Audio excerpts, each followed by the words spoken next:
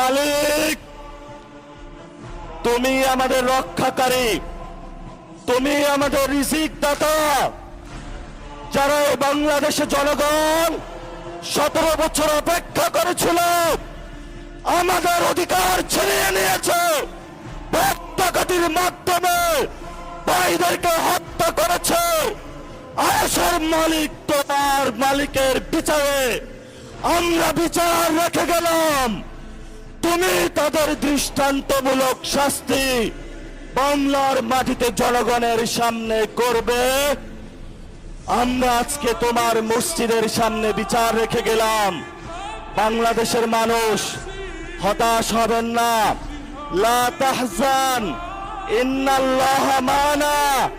আল্লাহ আমাদের সাথে আছেন, শক্তিমান, ভয় নাই। জয়